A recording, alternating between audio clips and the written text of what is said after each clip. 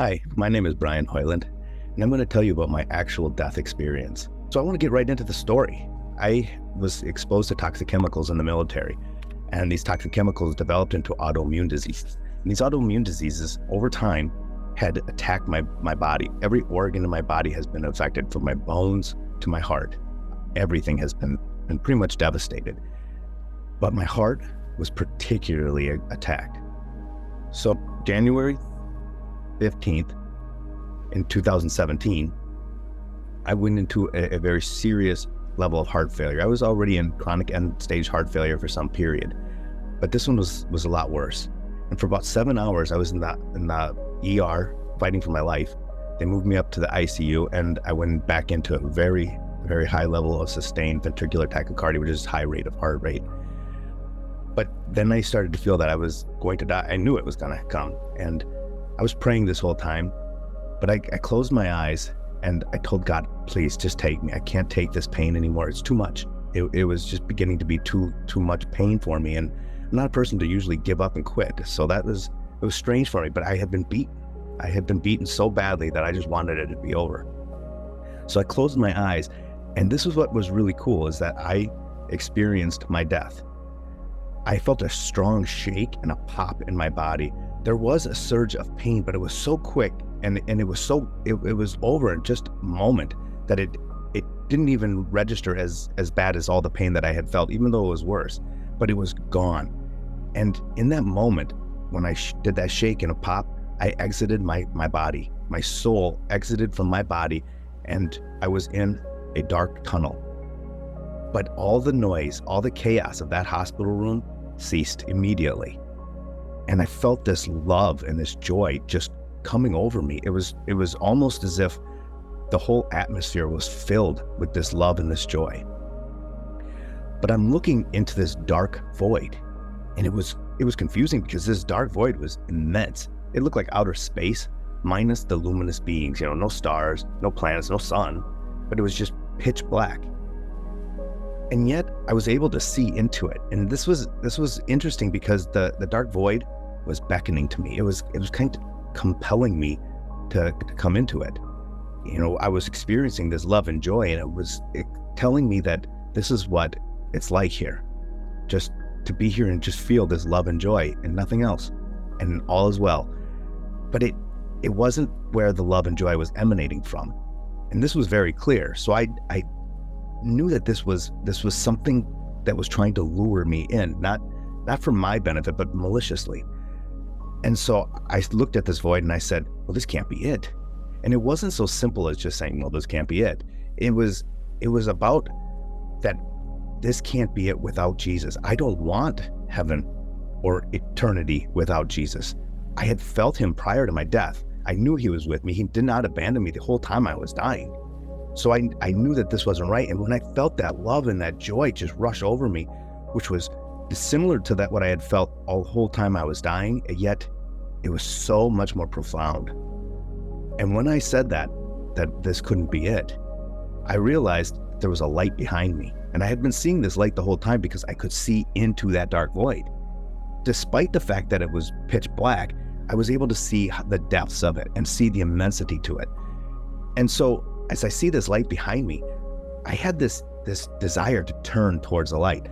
Now, what's interesting is I didn't actually need to turn towards the light, because when I did turn, that light, I was facing right at it, but I never lost vision of that dark void. So I was able to see in 360 degrees and at the same time. I didn't have to look at one and then stop looking at the other. I could still see it. But whatever I was focusing on, because now I'm focusing on that light, that took the predominance of my focus. So my focus was pinpointed right on that light. While I did see that dark void behind me and everything else around me, the primary focus was on that light. So as I started to look at that light, I said I wanted to be with it. Now this light was extremely far away. I couldn't begin to calculate how far away it was, but it was a long way away. And I was there like that. As soon as I had said that I wanted to be there with that light, that was all it took. But yet I didn't feel any kind of inertia or any kind of speed that would have given me or wind on my face, or any kind of sensory information that would have let me know that I had moved as quickly as I had. So this was really cool because I did remember every single step I took. So now I'm understanding that there is no sense of time like we have back in life. This was all happening so quickly, and yet it was so drawn out. There was no way to be able to determine how long this had taken me. So as I'm standing before this light, it was so beautiful and so resplendent. I couldn't take my eyes off of it. And yet I knew that this light wasn't hurting my eyes. It was different than any kind of light you could ever imagine. But the feeling of it was permeating into me, and it was all love. This light was love itself, and it was permeating into my soul. And as I'm taking and soaking this in, I'm realizing that my intellect had gone through the roof. I was so much smarter. I knew things that I hadn't ever known in life. I knew things of history that I had never experienced. All these different memories of my life were all there, present. I didn't have any kind of confusion either. It was as if I was some sort of a supercomputer that can process many things at once. You know, you pull a bunch of windows up on your computer and you're able to look at different things and go through them all. That's what it was almost like, except I didn't have to do any kind of manual work to have it happen. It was just there. And so I'm looking at this light, and I'm trying to find the ends of the light. I'm looking to the left, I'm looking to the right, up and down. I couldn't find the end of this light. And what was really cool about my vision is that there was nothing hidden from me. So while I'm looking to the left, I'm still seeing to the right, and then I'm still seeing up and down at the same time, and looking straight forward. Yet it was also like driving a car. You know, when you're driving a car and you can see the scenery as it goes past you, that's really cool. Except I could see what I was looking at the light, and I could see every single thing I saw all the way as my vision to the end of it. But at the end of my vision, I could watch it as it was continually growing, and I could not find the end of this light. No matter how long I took to do this, I don't think I would have ever found the end of it. It was immense, and it gave me the feeling and the understanding that this was so immense that it was going to last forever, that it was infinite. And I looked at this light, and when I said that I couldn't believe that it didn't hurt my eyes, I knew it was God. And as soon as I knew that, as soon as I made that recognition in my mind, that's when God said, "You can come in." And so I jumped right in. I couldn't even contain myself. I wanted to be with him so badly. And I want to say that this was God, but he didn't have a body. So I don't know if the light was just his love manifesting, and that's the way that it appeared to me, or if this was somehow part of his spirit. I can't say that. I can say though that this was directly his love, that this was something of him that was manifested and appeared in a light. So I'm in this light, and as I'm in it, I could feel his love rushing into me like a river. It was so powerful and so strong. But my soul was open to it. There was no resistance. I didn't put up any kind of barriers. I didn't do anything to resist that influx of that love. And it was so wonderful. It felt like a warm blanket or something you take out of the dryer on a cold day, and you put it on, and it makes you feel warm and safe and secure. That's how this love felt. And so I'm walking through this love, and I started to get this idea, this understanding of all the things that I was seeing of my life, of history that I had never even experienced, all these ideas and desires and knowledge. It was all there and present for me. And I realized how, as human beings, we have all these different distractions, if you will, but we have ideas and thoughts. But these are things that happen, and we can only, maybe identify one or two at a time. Some of us or some of you maybe that are really good can maybe go a little bit more than that. I'm not able to do that, so I don't know what that's like. But here I was able to do all kinds of things, and I realized that's how God is.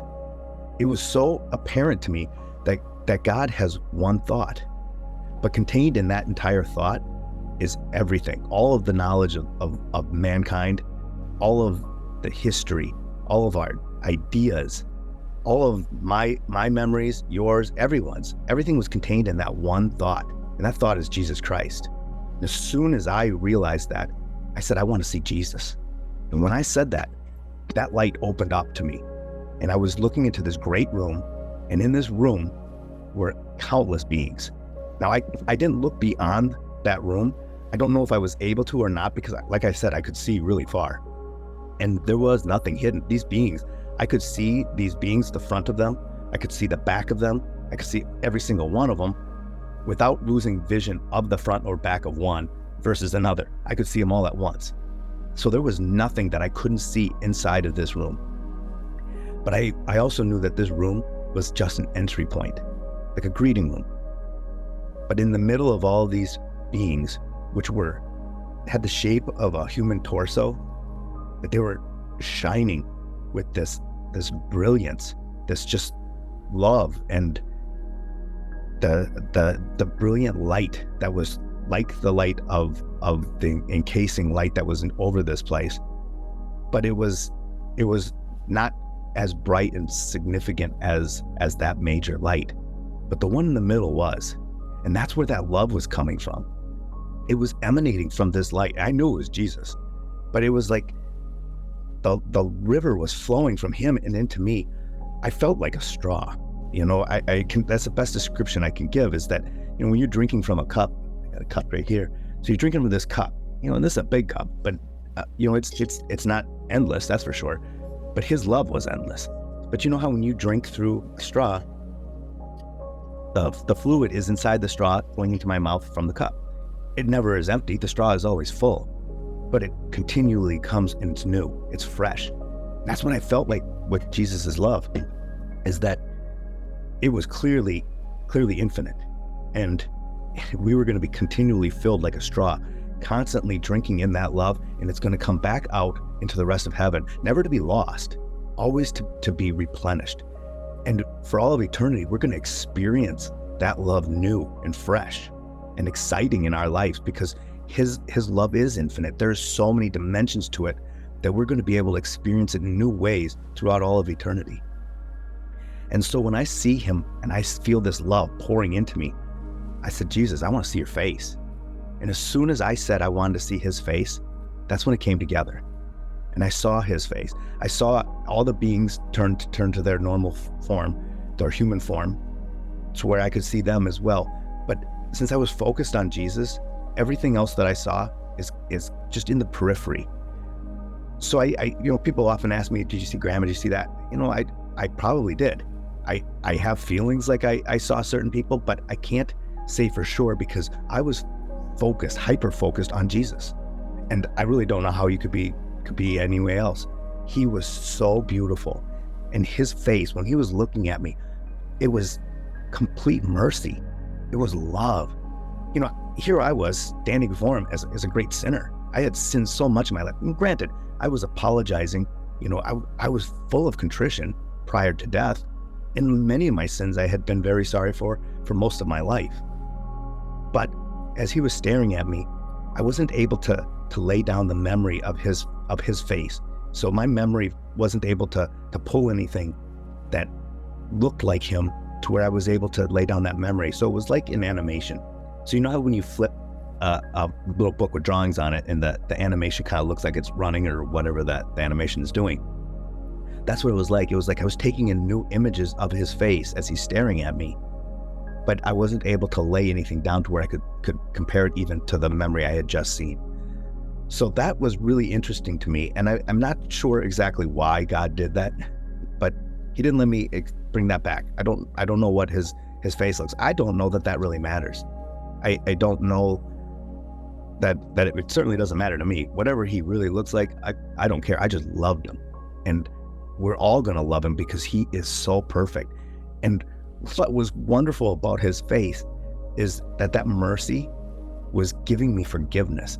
We started to discuss my sins in depth. We looked at my good things, my whole life. It was a review of everything that I have done in my life. Now all these beings were there and they got to see it. So everybody in heaven was able to see my thing, but yet I wasn't embarrassed about them seeing it. I knew already that they had all seen everything that I was doing anyway.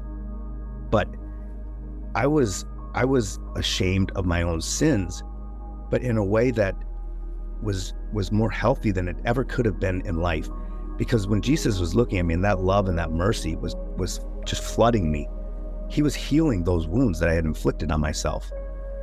And so the shame was more of a detestation of my sins. I realized how bad they were, because I could see what I had done to him during his passion.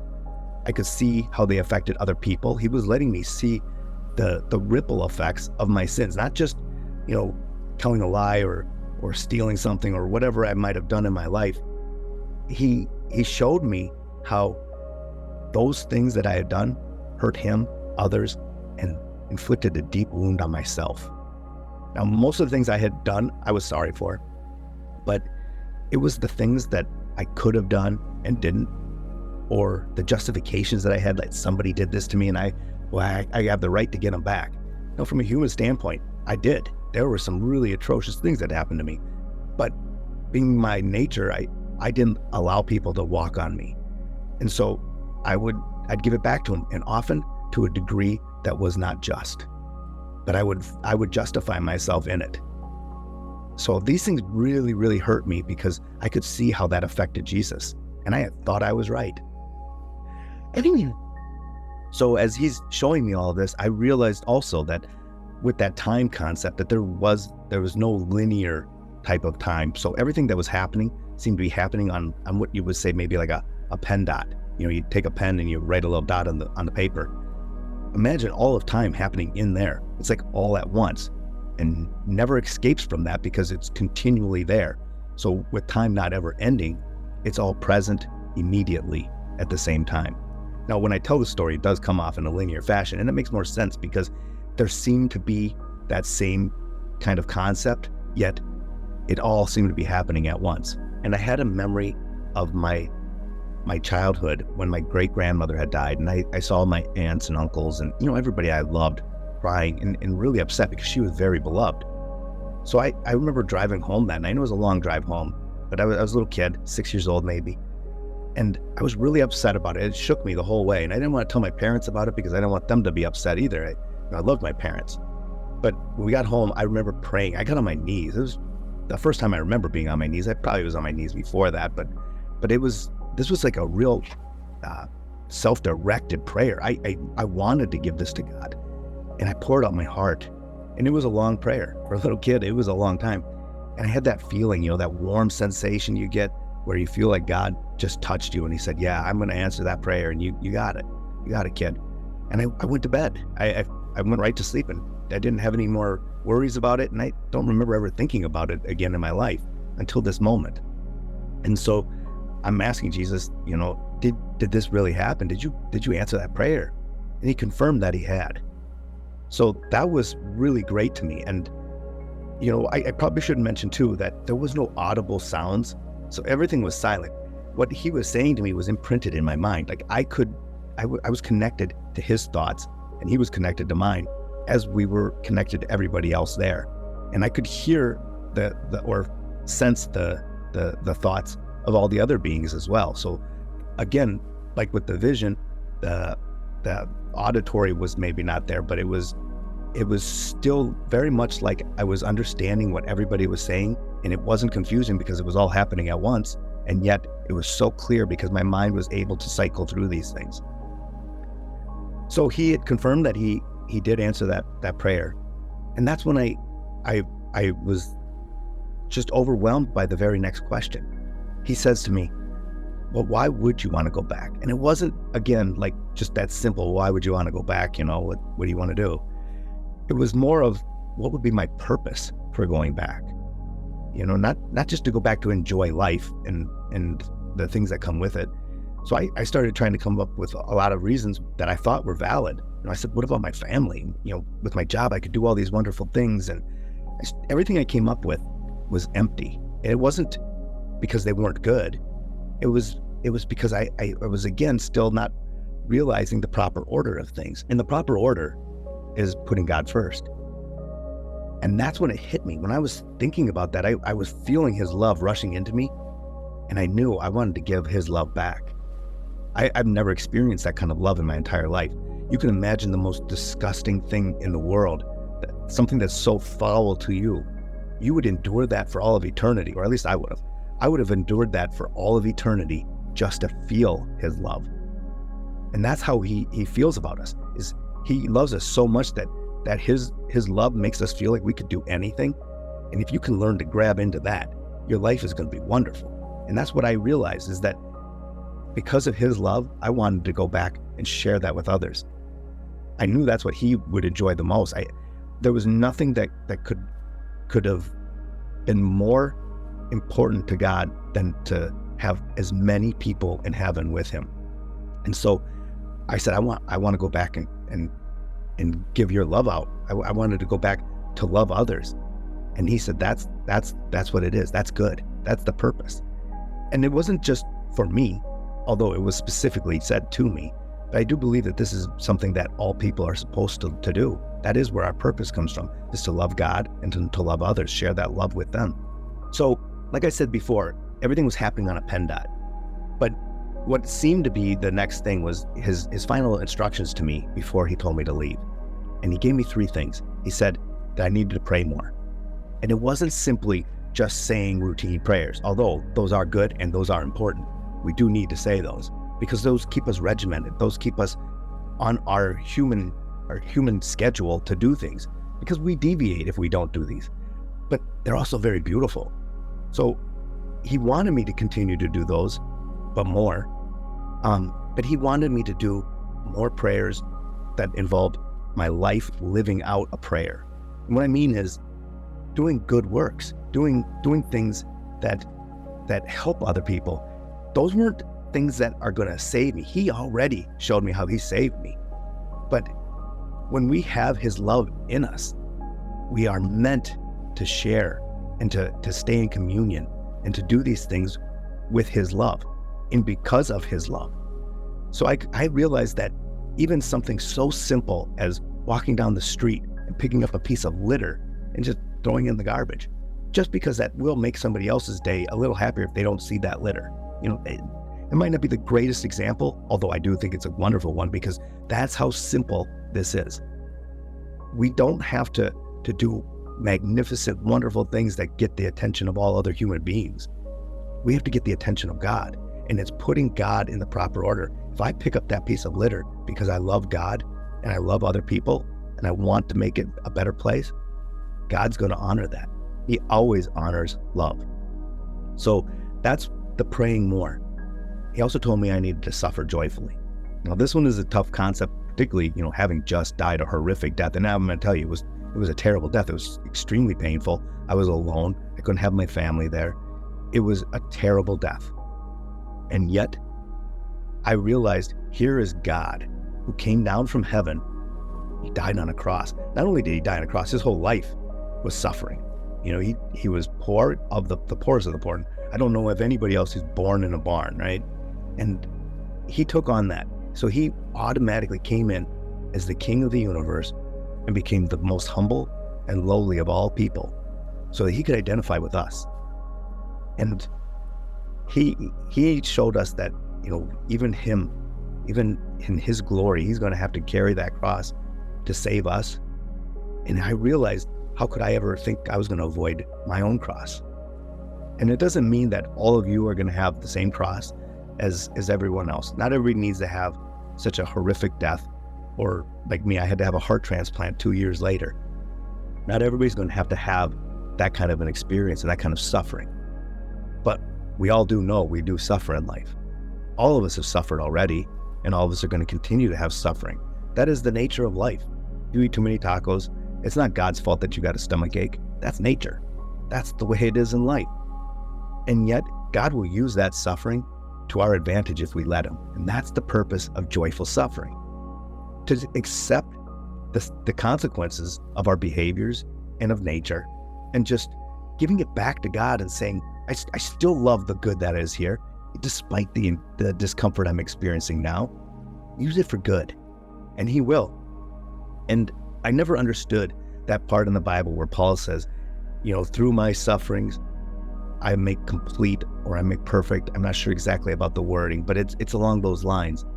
The sufferings of Christ. Because of my sufferings, I make perfect the sufferings of Christ. Now, how is that we can complete something that perfection itself had already done? And it's because of our willingness to participate. Our acceptance of our experience is how we do it. He showed us that he did the very same thing.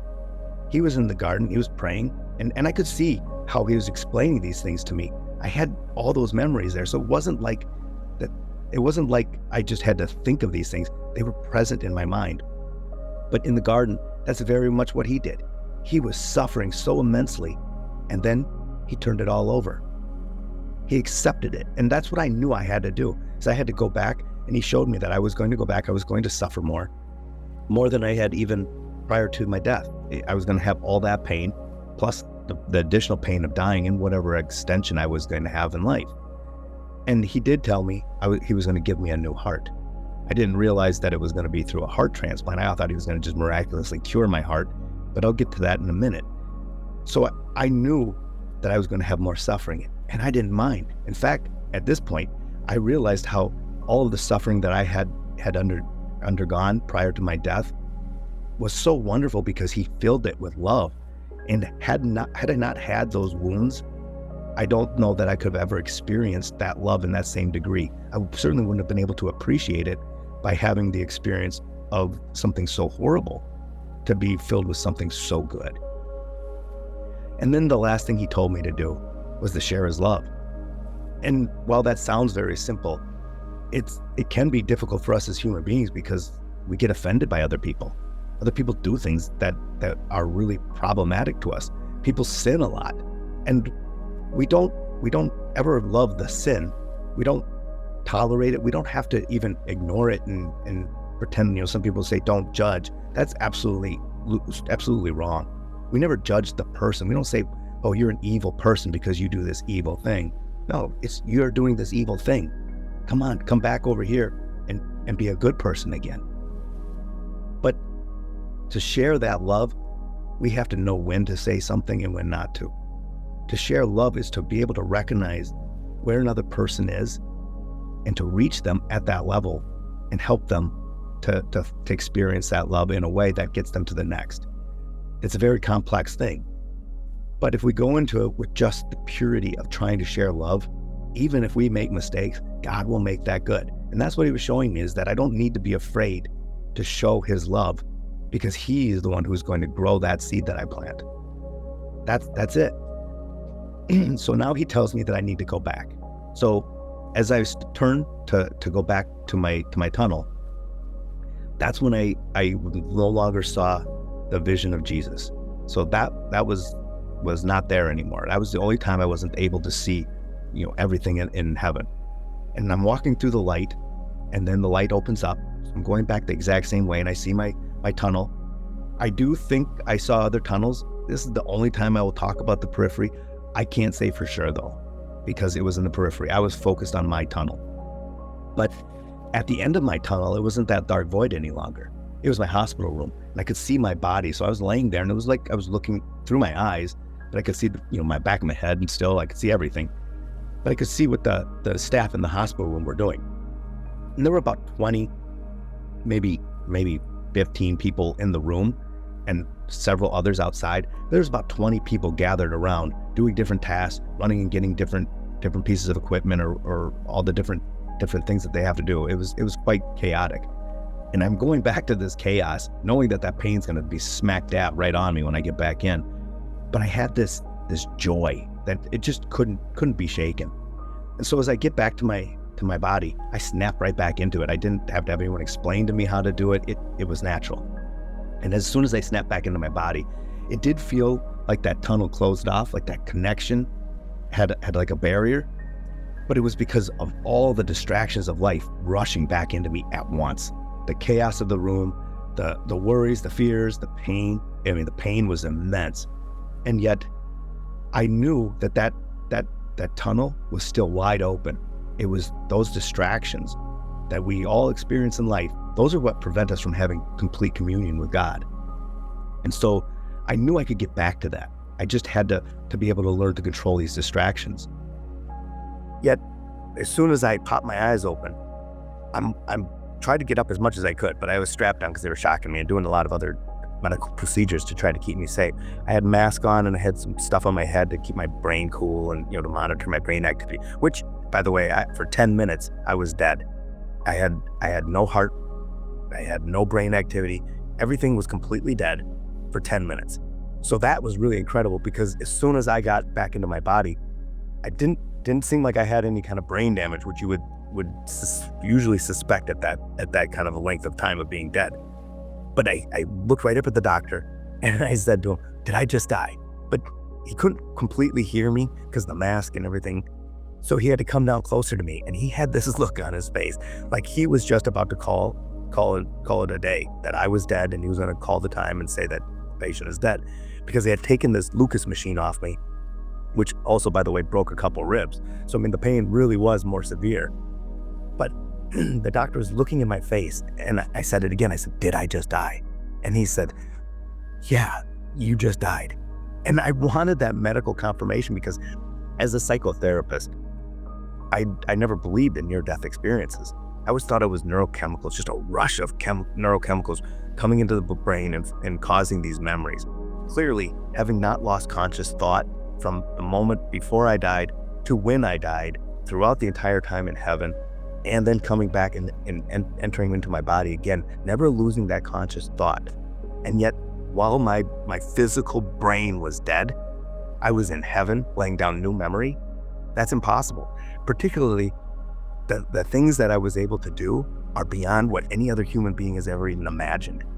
So there is no way my brain could have came up with something on its own while it was dead and not functioning. It's an impossibility. So all of my understanding and training was turned upside down. I remember thinking about some of my professors. I was like, boy, they really got it wrong. This is absolutely turning everything on its head. So the doctor then, they worked on me. They had to do surgeries. I had to have a new defibrillator put in. But what was really cool was for 2 years, I lived with this heart that was dead. When they took it out, when I had the heart transplant, they cut it open, did the biopsy, and they showed me all the pieces of my heart and all the different places. They 5 or 6 different places. They said, without this piece and without this piece or with this one, any one of those, your heart couldn't function because they were so encrusted with scar damage that the smooth muscle of the heart was no longer able to contract, so it was sending bad rhythms. That heart shouldn't have been able to work. And they said it was a medical miracle. However, as you now know, it was a God miracle. God decided to intervene in my life, and he pulled me back from the cusp of where I was going and has given me another chance. And that's the beauty of our God. When I was looking at his face, it was mercy. He wasn't condemning me for my sins. He was saving me from them. And it was because I loved him. I chose him. In that dark void, I made the conscious choice to turn and look at him. And I said I wanted to be with him. And I said I wanted to be with that light. And I said I wanted to see Jesus. These were things that couldn't have come from anywhere else other than that love just impelling me. It was from inside. It was my soul saying, this is where I belonged. I knew it. My intelligence was far greater than I could ever have imagined. But it was all because of that connection with Jesus. And he was freely giving it. That's the beauty of our God. His mercy comes without strings. The only thing we need to do is ask for it.